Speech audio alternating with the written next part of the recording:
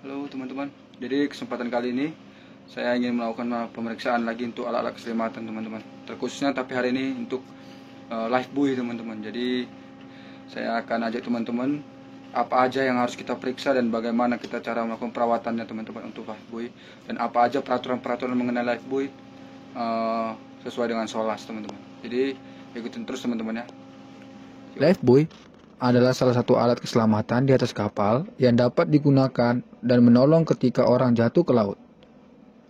Setiap kapal diwajibkan memiliki lifebuoy yang layak dan harus ditempatkan di atas kapal pada tempat yang mudah dijangkau. Semakin besar sebuah kapal, maka semakin besar pula jumlah pelampung yang harus dimiliki.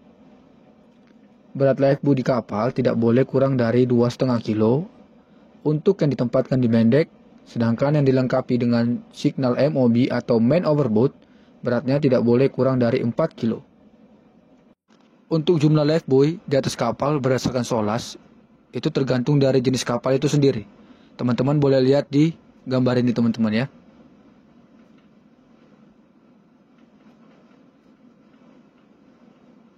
Teman-teman, untuk penempatan lifebuoy di atas kapal yang sesuai dengan aturan SOLAS itu ada beberapa poin ya teman-teman. Nah, poin pertama itu, lifebuoy harus bisa ditempatkan pada sisi-sisi terluar kapal, di tempat yang terbuka dan mudah untuk dijangkau, serta dapat dipindahkan setiap saat atau tidak permanen ya teman-teman. Poin kedua, sekurang-kurangnya satu lifebuoy yang terdapat di sisi lambung kapal harus dilengkapi dengan buoyant lifeline atau tali ya teman-teman. Poin ketiga, setengah dari total lifebuoy di kapal harus dilengkapi lampu yang dapat menyala atau self-igniting light. Nah, poin keempat, sekurang-kurangnya 2 harus dilengkapi dengan asap semboyan atau smoke signal. Dan juga harus dilengkapi dengan lampu yang dapat menyala secara otomatis saat terlepas dari bracketnya. Pelampung ini harus ditempatkan pada sisi kiri dan sisi kanan sayap anjungan. Untuk poin kelima teman-teman, sekurang-kurangnya 1 harus ditempatkan pada forecastle deck atau haluan kapal, di mana harus dilengkapi dengan buoyant lifeline dengan panjang kurang lebih 30 meter. Untuk poin ke-6 teman-teman, yang diletakkan di sisi kanan dan kiri tengah mendek harus dilengkapi dengan lampu atau self-igniting light. Untuk poin terakhir atau poin ke-7, sekurang-kurangnya 1 harus diletakkan di sisi belakang kapal yang harus dilengkapi dengan tali dengan panjang kurang lebih 30 meter. Perawatan pelampung lifebuoy tidaklah sulit, namun sekalipun cukup mudah, bukan berarti harus diabaikan ya.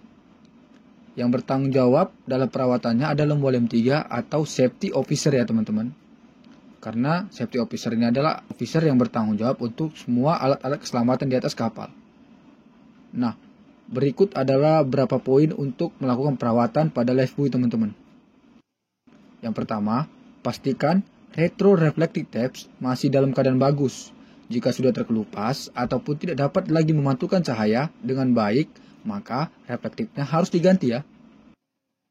Poin kedua, pastikan nama kapal dan nama tempat register atau port of registry tertulis dan dapat dibaca dengan jelas pada lifebuoy ya teman-teman.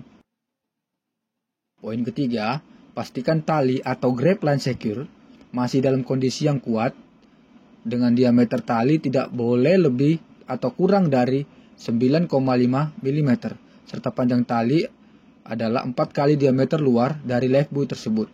Misalnya, diameternya 800 mm, maka panjang grab line-nya adalah 4 dikali 800, adalah 3200 mm.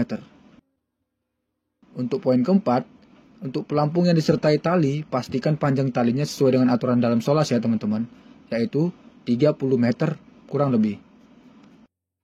Kelima, untuk yang disertai dengan lampu atau light, pastikan cahaya lampunya masih dapat berfungsi dengan baik.